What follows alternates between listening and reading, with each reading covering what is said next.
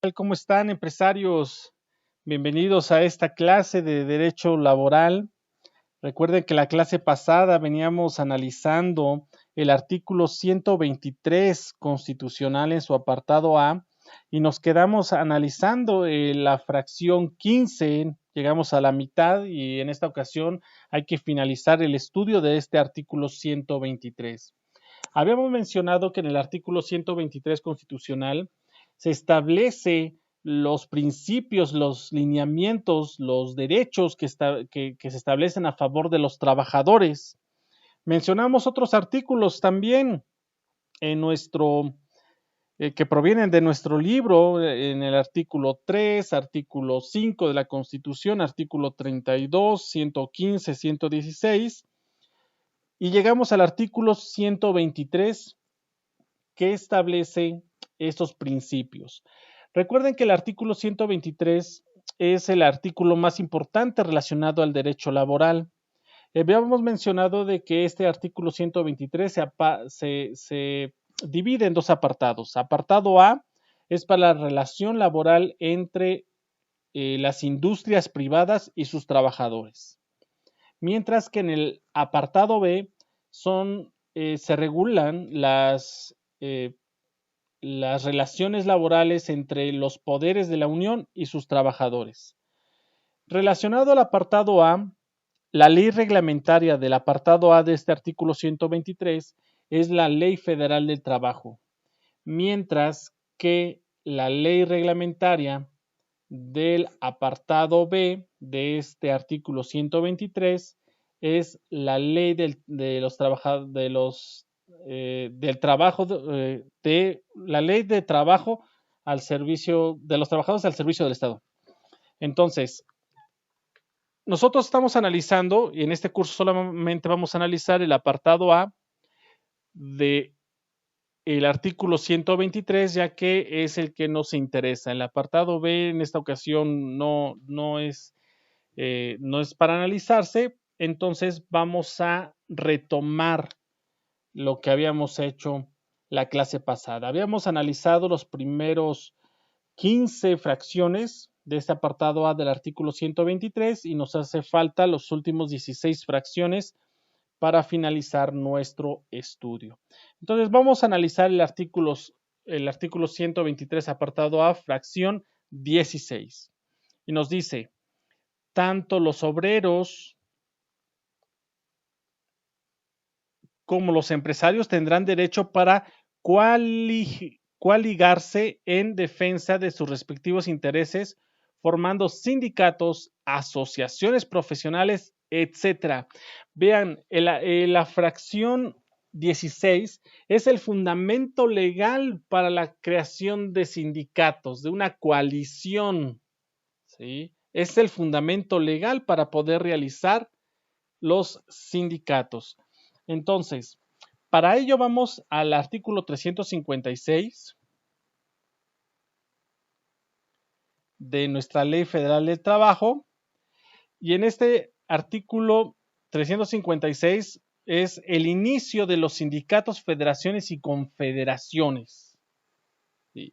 Y aquí nosotros encontramos en el artículo 156 la definición de sindicato. Tomen en consideración la definición de sindicato. El sindicato es la asociación de trabajadores trabajadores o patrones, constituidas para el estudio, mejoramiento y defensa de sus respectivos intereses. Por lo general, uno cree que el sindicato es una asociación de trabajadores, que es correcto, es una asociación de trabajadores. Pero vean ustedes que también un sindicato puede ser una asociación de patrones. Aquí, la Ley Federal del Trabajo en el artículo 356 nos dice que el sindicato es la asociación de trabajadores o patrones. Entonces, si yo les preguntara, los patrones asociándose, si los patrones se asocian, ¿pueden formar un sindicato? La respuesta es sí, de acuerdo al artículo 356 de la Ley Federal del Trabajo. ¿Sí? ¿Cuál es el objetivo del sindicato? pues es el estudio, mejoramiento y defensa de sus propios intereses. ¿Correcto? Bien. Posteriormente vamos a estudiar más respecto a sindicatos, federaciones y confederaciones, pero ahorita estamos estudiando la Constitución. En la fracción 17 nos establece: las leyes reconocerán como un derecho de los obreros y de los patronos las huelgas y los paros. Es el fundamento legal de las huelgas. ¿Sí? Artículo 123, apartado A, fracción 17.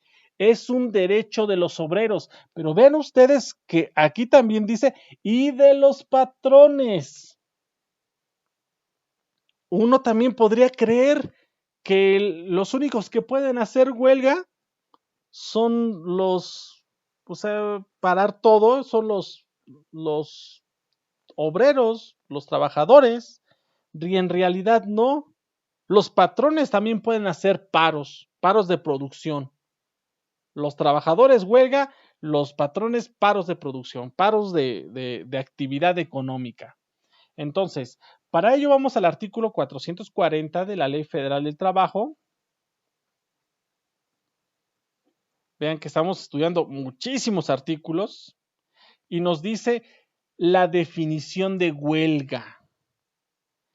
Dice, la huelga es la suspensión temporal del trabajo llevada a cabo por una coalición de trabajadores.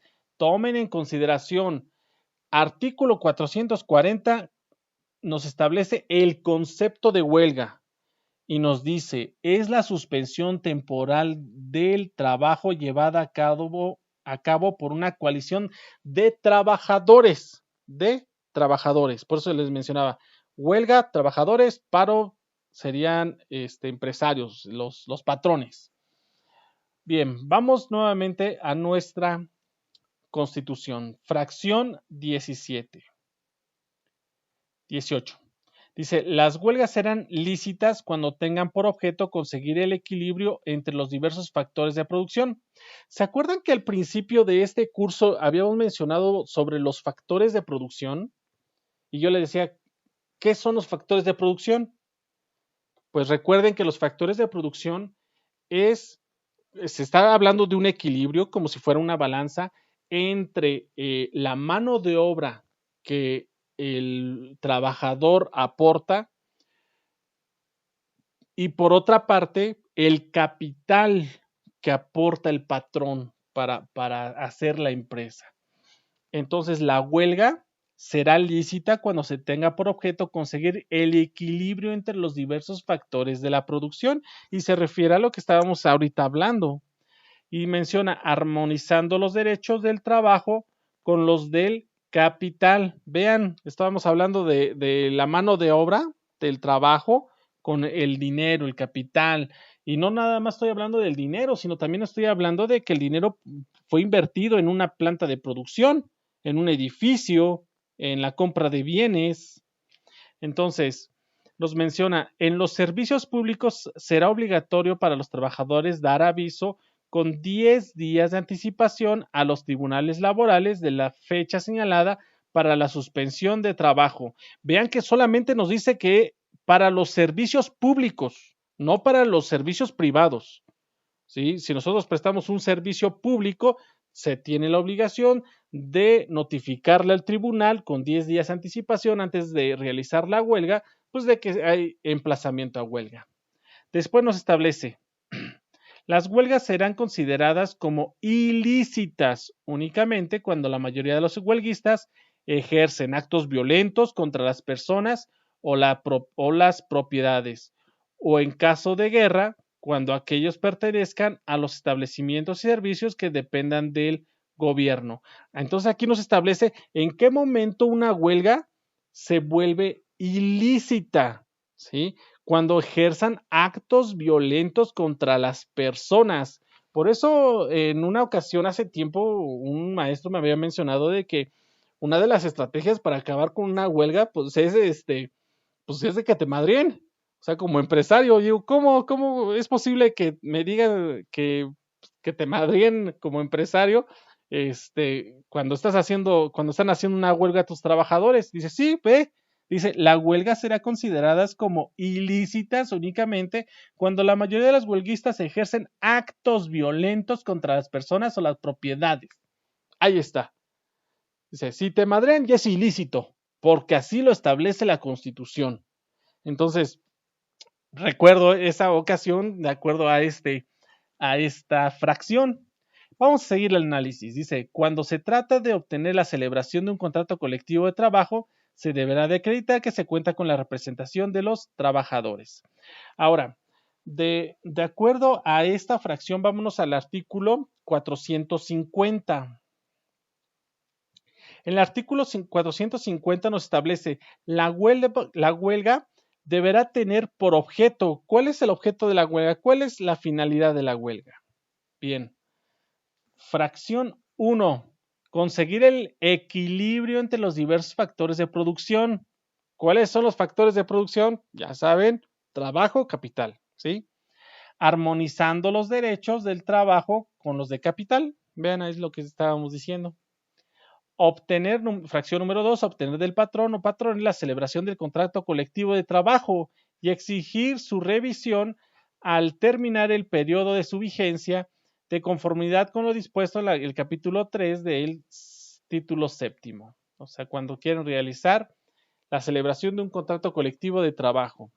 En la fracción 3 es obtener de los patrones la celebración del contrato ley, que más adelante vamos a ver qué es un contrato ley, y exigir su revisión al terminar el periodo de su vigencia.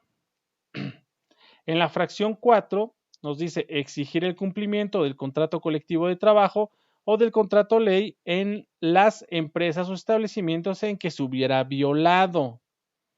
Violación de contrato, ¿ok? Exigir el cumplimiento de las disposiciones legales sobre participación de las utilidades, la PTU, la que vamos a analizar más adelante. Apoyar una huelga que tenga por objeto alguno de los enumerados en las fracciones anteriores. Y nos menciona que exigir la revisión de los salarios contractuales a que se refiere a algunos artículos, la revisión de salarios. Ese es el motivo por el cual una huelga puede ser lícita siempre y cuando tengan esos objetivos. Sin embargo, en el artículo 445 nos menciona en qué momento una huelga es ilícita y nos dice cuando la mayoría de los huelguistas ejecuten actos violentos contra las personas o las propiedades. Y 2. En caso de guerra, cuando los trabajadores pertenezcan a establecimientos o servicios que dependan del gobierno. Ahí está, ¿no? Lo que nosotros habíamos mencionado respecto a esta fracción. Y fíjense que aquí menciona que los huelguistas ejercen actos violentos contra las personas. Dice, pero la mayoría de los huelguistas.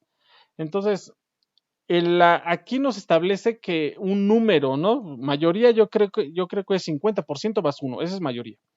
Entonces, aquí es donde se debe de tomar en consideración en qué momento se puede establecer una huelga.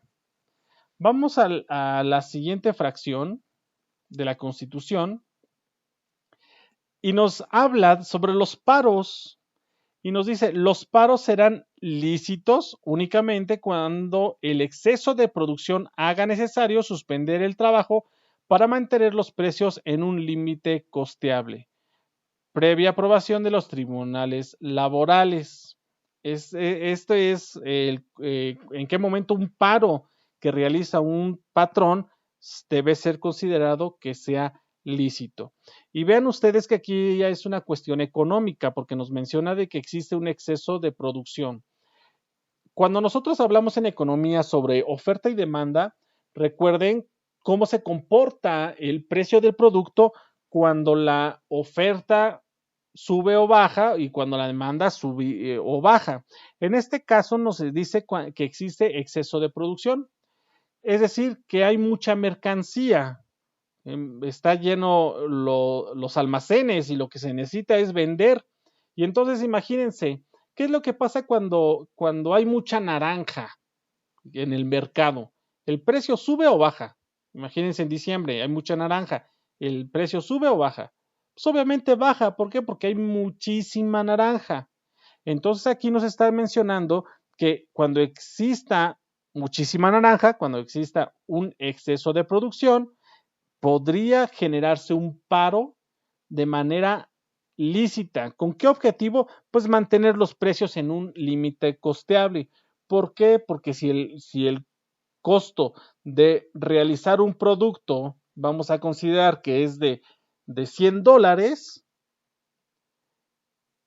y hay tanto producto en el mercado que seguimos produciendo, entonces se tiene que disminuir, se tiene que devaluar el precio y entonces va a ir disminuyendo a una cantidad menor a los $100. Posiblemente se puedan vender a $80 cuando nuestro costo de producción es de 100. Entonces, cuando se vea esa parte, entonces tendríamos que ir ante un tribunal del trabajo para solicitar que se declare un paro de manera lícita, ¿sí?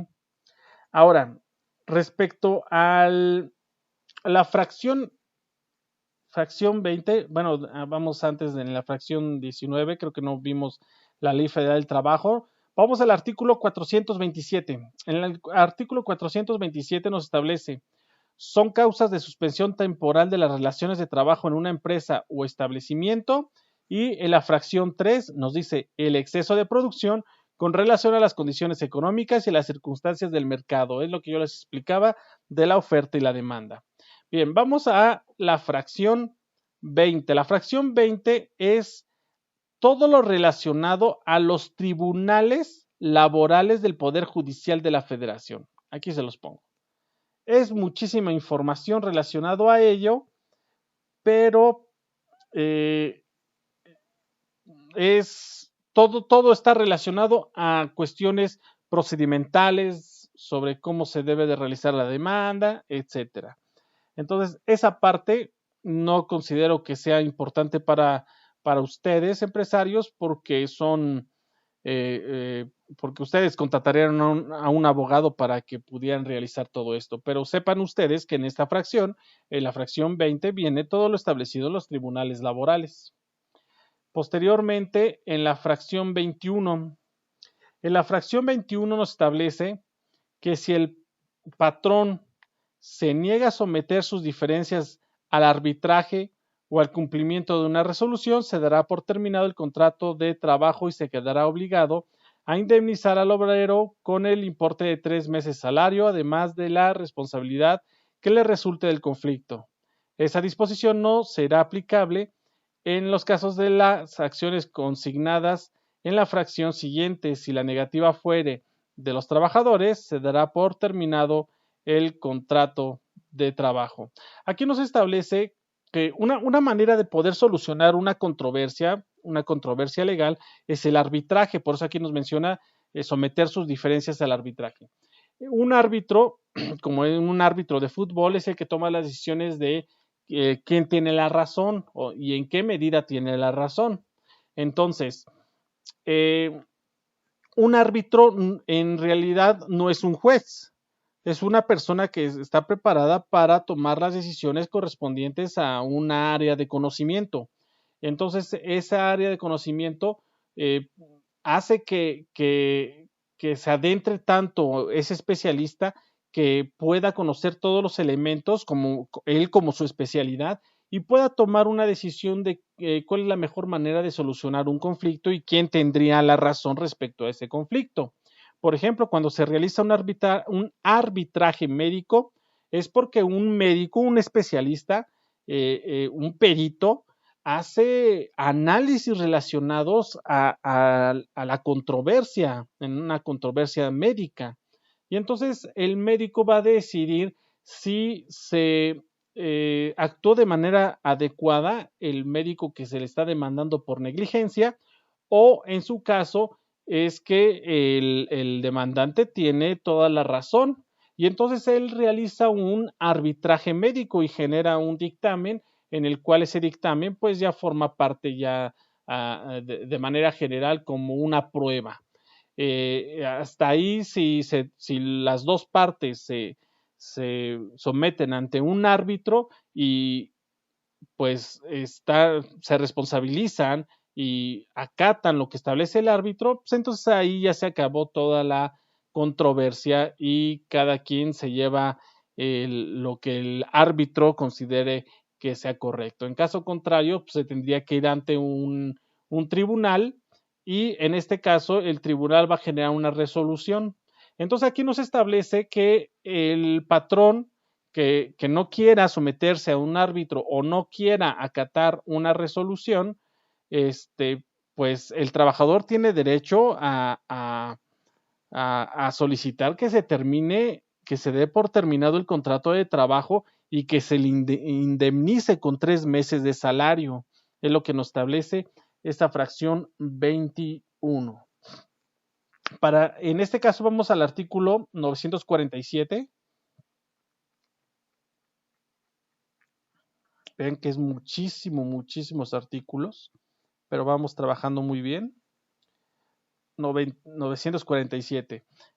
Y nos menciona, si el patrón se niega a someter sus diferencias al juicio o aceptar la sentencia pronunciada por el tribunal, pues el tribunal deberá de dar por terminada la relación de trabajo.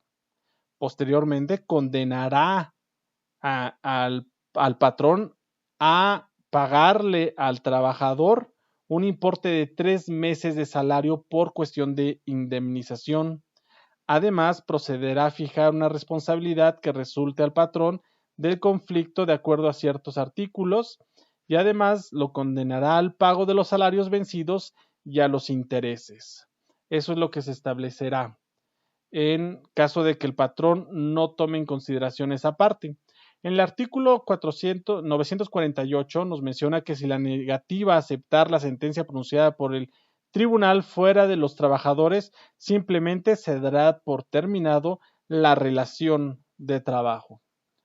Bien, vamos nuevamente a la Constitución. Estamos en la fracción 22 del apartado A del artículo 123 constitucional y nos establece el patrono que despida a un obrero sin causa justificada o por haber ingresado a una asociación o sindicato o por haber tomado parte de una huelga lícita, estará obligado a elección del trabajador a cumplir con el contrato o a indemnizarlo con el importe de 3 meses de salario. ¿Se acuerdan que nosotros vimos en nuestro libro que estamos estudiando una jurisprudencia que es esta?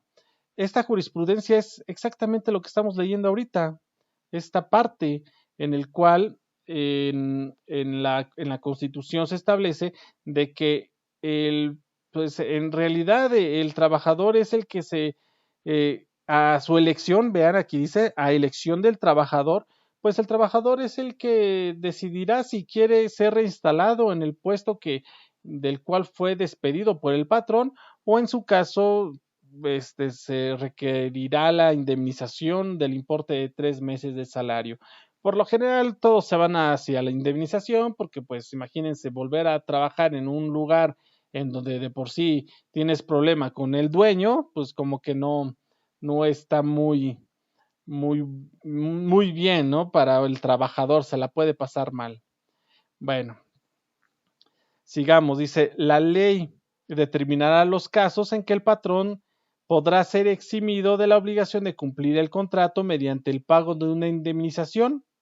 Igualmente, tendrá la obligación de indemnizar al trabajador con el importe de 3 meses de salario cuando se retire del servicio por falta de probidad del patrón o por recibir de él malos tratos, ya sea en su persona o en la de su cónyuge, padres, hijos o hermanos.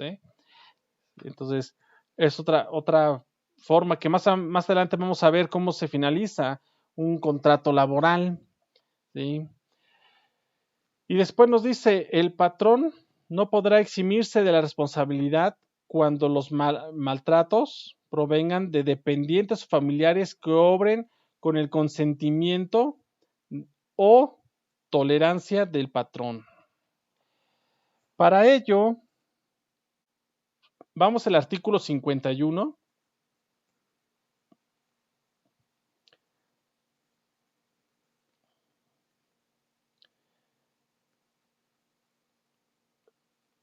Es de la Ley Federal del Trabajo, artículo 51. Ahí está. Dice, son causas de rescisión de la relación de trabajo sin responsabilidad del trabajador. En la fracción 2, vean, incurrir el patrón, sus familiares o cualquiera de sus representantes dentro del servicio en faltas de probidad u honradez, actos de violencia, amenaza, injuria, hostigamiento y o acoso sexual, malos tratamientos u otros análogos en contra del trabajador, cónyuge, padre, hijos o hermanos. Ahí está. Y el artículo 51 nos establece cuáles son las causas de la rescisión de una relación laboral. Vámonos a nuestra Constitución. Estamos en la fracción 22. Vean, llevamos bastante trabajo. Vamos a la 22 bis. Y ese nos establece que los procedimientos y requisitos que establezca la ley para asegurar la libertad de negociación colectiva y los legítimos intereses del trabajador y el patrón deberán garantizar, entre otros, los siguientes principios: representatividad de las organizaciones sindicales y la certeza en la firma, registro y depósito de los contratos colectivos de trabajo. Y también nos menciona, para la resolución de conflictos entre sindicatos, la solicitud de celebración de un contrato colectivo de trabajo y la elección de dirigentes, el voto de los trabajadores sea personal, libre y secreto. La gente garantizará el cumplimiento de estos principios. Con base en lo anterior, para la elección de dirigente, los estatutos sindicales podrán, de conformidad con lo dispuesto en la ley, fijar modalidades procedimentales aplicables a los respectivos procesos. Se está hablando ya en cuestiones sindicales, ¿no? Este artículo vamos a relacionarlo con el artículo 390 bis. Vamos nuevamente al artículo 390.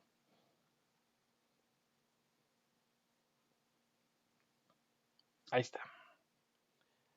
Y aquí nos menciona, en este artículo 390, sobre la constancia de representatividad, etcétera. O sea, es otras cuestiones que más adelante vamos a ver.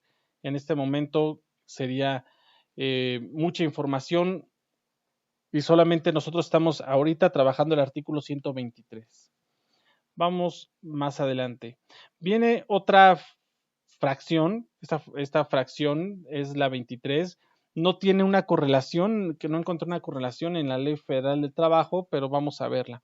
En la fracción 23 dice que los créditos en favor de los trabajadores por salarios o sueldos devengados en el último año y por indemnizaciones tendrán preferencia sobre cualquier otro caso de concurso o quiebra. Ese es en caso de que no se le haya pagado al trabajador en el último año, es decir, sus salarios trabajados, pero no pagados.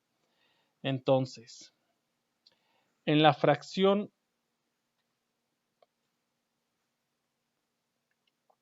24 nos menciona: de las deudas contraídas por los trabajadores a favor de sus patronos, de sus asociados, familiares o dependientes, solo será exigible el mismo trabajador, y en ningún caso o por ningún motivo se podrá exigir a los miembros de la familia, ni serán exigibles dichas deudas por la cantidad excedente del sueldo del trabajador en un mes.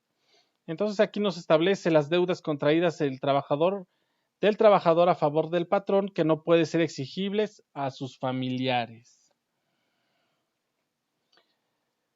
Vamos a la fracción 25, que nos establece: el servicio para la colocación de los trabajadores será gratuito para estos, ya se efectúe por oficinas municipales, bolsas de trabajo o por cualquier otra institución oficial o particular. En la prestación de ese servicio se tomará en cuenta la demanda de trabajo y en igualdad de condiciones tendrá prioridad quienes representen la única fuente de ingresos familiares. Aquí vean, este es el fundamento de las bolsas de trabajo, la fracción 25 del apartado A del artículo 123 constitucional nos establece lo que son las bolsas de trabajo y debe ser de manera gratuita.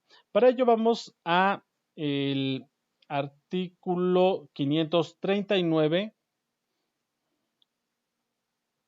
539D, en el cual nos menciona, dice, el servicio para la colocación de los trabajadores será invariablemente gratuito para ellos y será proporcionado según el régimen de aplicación de la ley de la Secretaría del Trabajo y Previsión Social o por los órganos competentes de las entidades federativas. Aquí nos menciona que entonces debería ser gratuita todo este servicio para la colocación del trabajo, ¿no? De las bolsas de trabajo.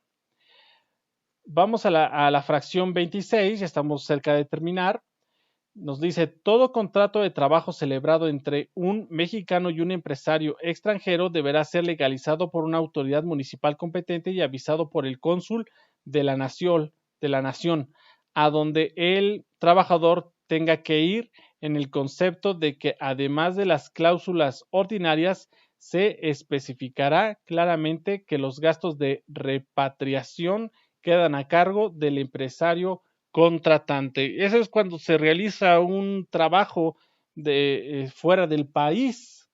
Y aquí mismo en el artículo 28, vámonos hasta arriba, en el artículo 28 nos establece, en la prestación de los servicios de trabajo de trabajadores mexicanos fuera de la República, o sea, en el extranjero, contratados en territorio nacional y cuyo contrato de trabajo se fije por esta ley, se observará lo siguiente. En el inciso A, en la fracción 1, las condiciones de trabajo se harán constar por escrito y contendrán además las siguientes estipulaciones del artículo 25 de la ley, además de las siguientes. Inciso A, indicar que los gastos de repatriación quedan a cargo del empresario o contratante. Ahí es lo que nos establece la Constitución. Vamos a el artículo, a la fracción 27. Será condición nula y no obligarán a los contrayentes, aunque se expresen en el contrato, las que estipulen una jornada inhumana por lo notorio excesiva, dada la índole de trabajo. Aquí nos establece en una relación de trabajo, en un contrato de trabajo, qué es lo que no se puede poner. Y no se puede estipular jornadas inhumanas, por ejemplo, de 22 horas diarias, ¿no? No se puede estipular. Inciso B, las que fijen un salario que no sea remunerador a juicio de los tribunales laborales. Por ejemplo, es cuando nos quieren pagar 10 pesos por nuestro trabajo, ¿no? Entonces, no es remunerador y también está prohibido. Están las que estipulen un plazo mayor de una semana para la recepción del jornal, es decir, que el jornal es el pago de salarios, que se estipule un plazo mayor de una semana para el pago de salarios. Por lo general, a los jornaleros o a los obreros también, en muchas de las ocasiones, se les paga cada semana. Dice, las que señalen un lugar de recreo, fonda, café, taberna, cantina o tienda para efectuar el pago de salario cuando no se trate de empleados en ese establecimiento. ¿Sí? Es como, vamos, te voy a pagar, pero te voy a pagar en un bar. Pues entonces ahí eso también está estipulado que está prohibido. Otra prohibición adicional, las que entrañan obligaciones directas o indirectas de adquirir los artículos de consumo en tiendas o lugares determinados. Es lo que yo les mencionaba sobre las tiendas de raya. Las tiendas de raya están prohibidas y por lo tanto, pues aquí está estipulado esa prohibición. Inciso F, las que permitan retener el salario en concepto de multa. O sea, no pueden multarte reteniéndote tu salario. Inciso G, las que constituyan renuncia hechas por el obrero de las indemnizaciones a que tengan derecho por accidentes de trabajo y enfermedad profesional, perjuicios ocasionados por el incumplimiento del contrato o despedírsele de la obra. Es decir, cuando se está renunciando a las indemnizaciones y cuando existe un accidente de trabajo, a veces dicen, fírmale, hubo un accidente de trabajo, te llevamos al doctor, pero mira, todas las indemnizaciones no te las voy a dar, firma de que renuncias a tu propio derecho de recibir esas indemnizaciones. Obviamente, aunque se firme,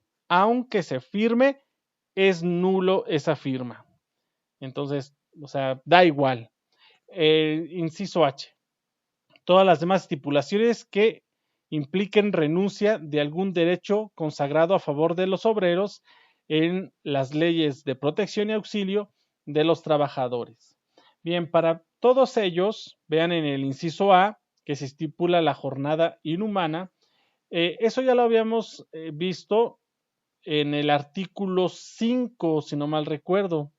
En este artículo 5 dice las disposiciones de esta ley son de orden público, por lo que no producirán efecto legal. Es como si no se hubiera escrito, como si no se hubiera acordado dentro de un contrato.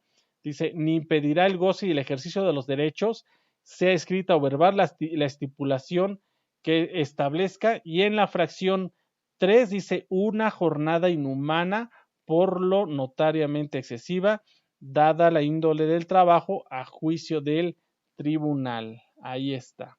También en el inciso B nos dice que se fije un salario no remunerador y en este mismo artículo 5, en la fracción 6, nos dice que es un salario que no sea remunerador a juicio del tribunal. Vean que es muy similar o exactamente igual, con otras palabras, con lo que estipula la Constitución. En el inciso C nos establece el pago del jornal, del salario, a un plazo mayor de una semana.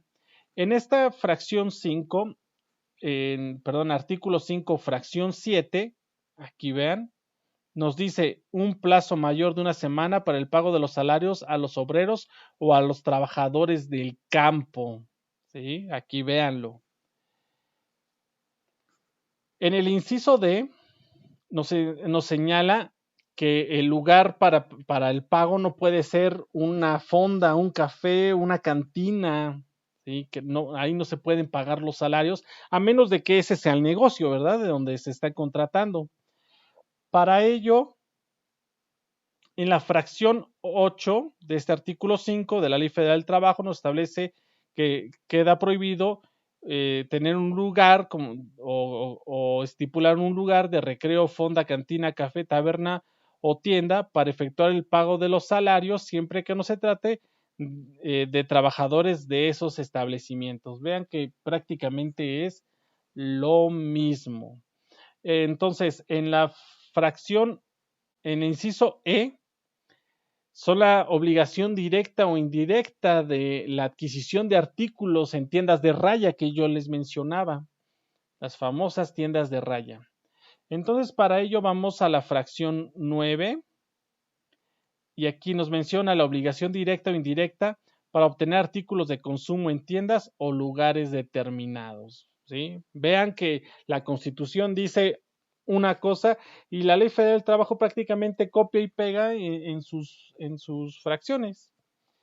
En el inciso F, vean que nos dice lo que permite retener el salario por concepto de multa, o sea, retenerle, no pagarle a un trabajador por multarle de alguna manera. Entonces, igual en la fracción número 10, vean, de este artículo 5 de la Ley Federal del Trabajo, nos establece que la facultad del patrón, o sea, está prohibida la facultad del patrón de retener el salario por concepto de multa. Ahí ustedes lo pueden ver. Entonces, inciso G, las que construyan renuncia hechas por los obreros de las indemnizaciones, o sea, renuncia a las indemnizaciones de riesgo de trabajo, de un accidente de trabajo y de una enfermedad profesional. Pues todo ese tipo de estipulaciones, aunque se acuerde, aunque se firme un contrato de renuncia de esas indemnizaciones, ese contrato es inválido. Y eso nos lo establece el artículo 33. Vamos al artículo 33 de la Ley Federal del Trabajo y menciona, es nula la renuncia que los trabajadores hagan de los salarios devengados, de las indemnizaciones y demás prestaciones que deriven de los servicios prestados, cualquiera que sea la forma o denominación que se le dé. Vean que ahí en el artículo 33 se establece esa parte.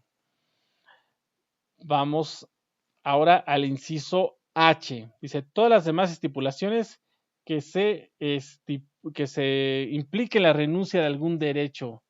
O sea, cualquier otra renuncia de un derecho de un trabajador. Bien, para ello vamos nuevamente al artículo 5 que veníamos nosotros trabajando y en la fracción 13, vean, dice renuncia por parte del trabajador de cualquiera de los derechos o prerrogativas consignados en las normas de trabajo. O sea, no puede renunciar a sus derechos.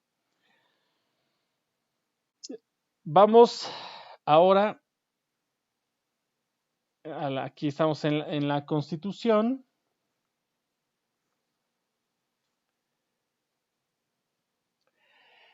En esta fracción 28 nos dice en qué momento las leyes van a determinar los bienes que constituyen el patrimonio familiar, que son bienes inalienables, que estos bienes no pueden ser sujetos a gravamen, régimen ni embargos y serán transmitidos a título de herencia con simplificación de las formalidades de los juicios sucesorios. Bien, el patrimonio familiar, ¿cómo se debe de establecer? El Código Civil, por ejemplo, del Estado de México establece de qué manera se va a generar el patrimonio familiar y se menciona que solamente existe un solo patrimonio familiar, no puede existir varios patrimonios familiares. Y ese patrimonio familiar es la casa, los muebles, por ejemplo, de una familia y que es necesario para que esa familia pueda vivir durante muchos años, ¿sí? Y que no pongan en riesgo, que no se puedan poner en riesgo ese patrimonio familiar porque podría generarse la desunión familiar. Recuerden que lo que cuida mucho la sociedad mexicana y el derecho, pues es la familia, ¿sí? Lo más importante es la familia. Eso hasta es una oración hasta trillada, pero en realidad eso es lo que pasa. Se cuida a la familia, es por eso que en esta fracción se establece el cuidado del patrimonio familiar y todos sus bienes que no pueden ser embargados, ¿sí? Pero para que no puedan ser embargados, primero debe ser declarado como patrimonio familiar. ¿Y quién lo debe de declarar? Lo debe declarar un juez. Entonces, no porque una persona tenga un patrimonio donde vive su familia, eso se convierte en patrimonio familiar. No, porque no cumple el requisito, no fue expuesto ante un juez mencionando que se necesita establecer como patrimonio familiar y entonces se inscribe en el registro público de la propiedad para que se establezca una anotación respecto a esa propiedad de que no puede ser embargada. ¿Sí? Por eso aquí se refiere esto. No es de materia laboral, aunque aquí se relaciona un poquito, pero es de materia civil. Entonces, ahí si ustedes quieren saber más sobre el patrimonio familiar, tendrían que irse al Código Civil. Ahora, vamos a la fracción 29. Dice, es de utilidad pública la ley del seguro social y ella comprenderá los seguros de invalidez, de vejez, de vida, de cesación involuntaria, de trabajo, de enfermedad, de accidente, de servicios de guardería y cualquier otro encaminado a la protección y bienestar de los trabajadores, campesinos no asalariados y otros sectores sociales y familiares. Esta fracción 29 del apartado A del artículo 123 constitucional es el fundamento legal de la Ley del Seguro Social y del Instituto Mexicano del Seguro Social. Gracias a esta fracción se crea el IMSS. Y aquí nos está estableciendo cuáles son los seguros obligatorios del IMSS. Seguro de invalidez, seguro de vejez, seguro de vida, seguro de cessación involuntaria del trabajo, seguro de enfermedad, seguro de accidente y servicios de guardería y de protección al bienestar de los trabajadores y campesinos, etcétera.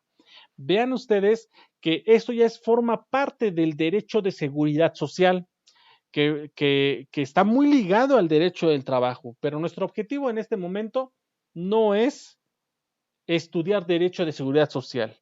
En nuestro trabajo en este momento es el estudiar el derecho laboral. Por lo tanto, ese no tiene una relación directa hacia la ley federal del trabajo. Bueno, sí tiene cierta relación, pero la ley que deberíamos estar analizando es la ley del IMSS, la ley del Seguro Social. Bien, vamos a la fracción 30. Esta fracción 30 prácticamente ya estamos por terminar. Nos dice que asimismo serán considerados de utilidad social las sociedades cooperativas para la construcción de casas baratas e higiénicas, destinadas a ser adquiridas en propiedad por trabajadores en plazos determinados. Aquí nada más habla sobre las sociedades cooperativas. Última fracción.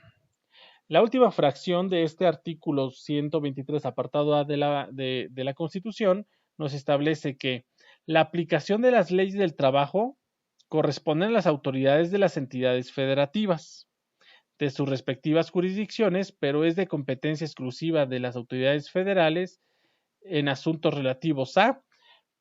¿Qué nos dice? Que los tribunales locales, los tribunales del Estado, del Estado, de la entidad federativa, son los encargados de aplicar las leyes del trabajo, ¿sí? Son las que tienen la facultad de aplicar las leyes del trabajo. Sin embargo, la Constitución establece, excepto cuando exista ciertas ramas de industria o algunas, aquí nos menciona ramas de la industria, ¿sí? También nos menciona ciertas empresas y materias, ¿sí? Del cual solamente los tribunales federales pueden someter a juicio estos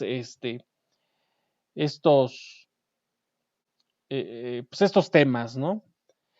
Entonces, esta fracción 31 menciona todos los tribunales del Estado, de las entidades federativas, van a resolver las demandas de trabajo. Sin embargo, si es dentro de esta rama industrial de servicio, dentro de un tipo de empresa o de materias, le pertenece la facultad solamente al gobierno federal, a los tribunales federales. ¿A qué rama de industria y de servicio se refiere? Pues vean que es al textil, a la energía eléctrica, al cine, a los hules, a las azucareras, a la minería, a la metalurgia y siderurgia,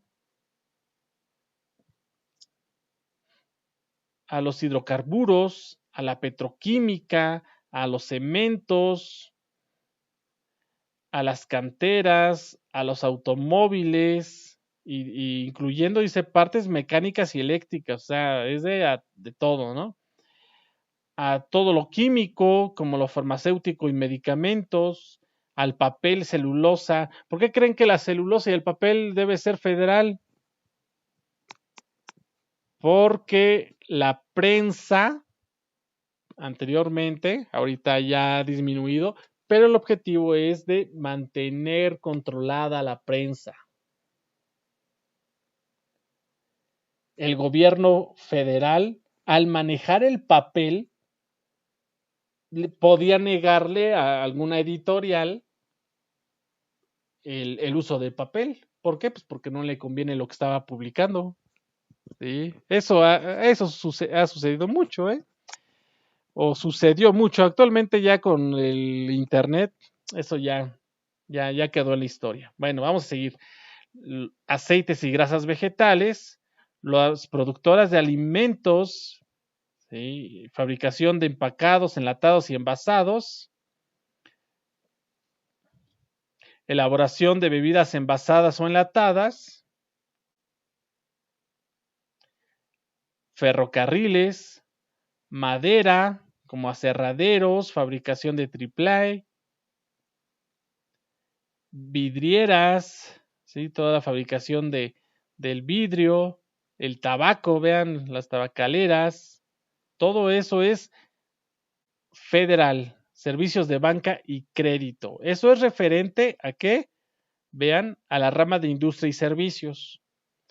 Respecto a empresas, ¿qué tipo de empresas corresponde a los tribunales federales? En donde la administración directa o descentralizada sea del gobierno federal, ¿sí? Pide mano, ¿no? Aquellas que actúen en virtud de un contrato con concesión federal y las industrias que les sean conexas, aquellas que ejecuten trabajos en zonas federales o que se ejecuten bajo jurisdicción federal en aguas territoriales o en las comprendidas en la zona económica exclusiva de la nación. También forma parte de de la atracción federal. En materia del registro de todos los contratos colectivos de trabajo, de las organizaciones sindicales y de los procesos administrativos de los sindicatos. La aplicación de las disposiciones de trabajo en los asuntos relativos a conflictos que afectan a dos o más entidades federativas, ¿sí? Cuando son empresas muy grandes, entonces ya es de aplicación federal. Contratos colectivos que hayan sido declarados obligatorios en una entidad federativa, obligaciones patronales en materia educativa, la educación, obligaciones patronales en materia de capacitación, adiestramiento, seguridad e higiene de los centros de trabajo, para los cuales las autoridades federales contarán con el auxilio de los estatales cuando se trata de ramas o actividades de jurisdicción local en términos de esta ley correspondiente. Entonces, todo lo que establece capacitación y seguridad e higiene. Respecto a ello, la Ley Federal del Trabajo en el artículo 527, vamos al artículo 527, es más rápido por acá, ahí está. Artículo 527, establecen exactamente los mismos. Vean, la aplicación de esta norma de trabajo corresponden a, primero, ramas de la industria, de los servicios, y menciona todos los que hemos ahorita mencionado. Las empresas, y menciona las tres que se han establecido. Y en el artículo 527 se establece, ven ustedes aquí, capacitación y adiestramiento de los trabajadores y las relativas de seguridad y higiene en el trabajo. Las autoridades de la federación serán auxiliadas por los locales, tratándose de empresas o establecimientos que en los demás aspectos derivados de la relación laboral estén sujetos a la jurisdicción de estas últimas. ¿Sí? Ahí está lo que nosotros venimos trabajando. Compañeros, hasta este momento, empresarios, pues ya trabajamos el artículo 123 de la Constitución. ¿Sí? Recuerden que en este artículo 123 de la Constitución es el artículo principal en materia de derecho del trabajo. Este artículo se divide en dos apartados, apartado A y apartado B. En el apartado A, recuerden todos ustedes que el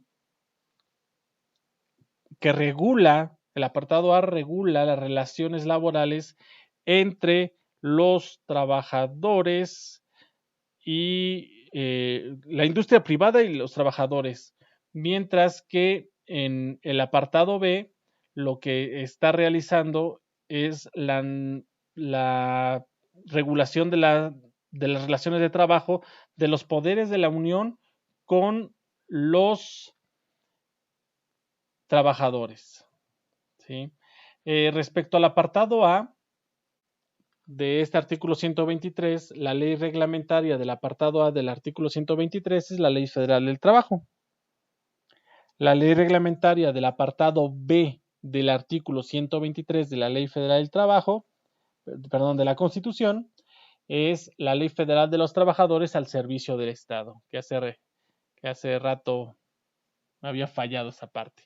La Ley Federal de los Trabajadores al Servicio del Estado. Ahí está, para todos ustedes. En este artículo 123, apartado A, recuerden que solamente estamos analizando el apartado A, no en este momento no tenemos interés de analizar el apartado B. En este apartado A vimos que existían muchas orígenes de instituciones como el Infonavit, como el IMSS, como el FONACOT. Había muchos fundamentos constitucionales, el fundamento de seguridad social, por ejemplo, de las huelgas, entre otras. Y recuerden muy bien que al inicio de este apartado A, déjenme ir hasta el inicio, vean todo lo que trabajamos, bastante. Dice, el Congreso de la Unión, sin contravenir a las bases siguientes, deberá expedir leyes sobre el trabajo. Si yo les pregunto quién es la autoridad competente para expedir leyes sobre el trabajo correspondientes al artículo 123, apartado A y apartado B, la respuesta es el Congreso de la Unión. ¿Sale? Empresarios, un gusto poderlos saludar por medio de esta presentación. Espero que les haya servido mucho. Sé que es mucha información, mucho. El derecho es mucha información y hay que leer mucho. Y yo se los he tratado de presentar lo mejor posible en el sentido de que la mejor manera de aprender leyes es leyendo las leyes. Eso es lo que hemos hecho. Sin embargo, también he tratado de aportarles en el sentido de relacionar la Constitución con lo que establece la Ley Federal del Trabajo para que ustedes se den cuenta de que aunque la Constitución dice mucha información, toda esa información ya viene en la Ley Federal del Trabajo, ¿sí? Y más relacionada, todavía con mayor contenido, ¿sí? Bueno, empresarios, hasta aquí la clase del día de hoy. Les mando un saludo a todos ustedes. Hasta luego.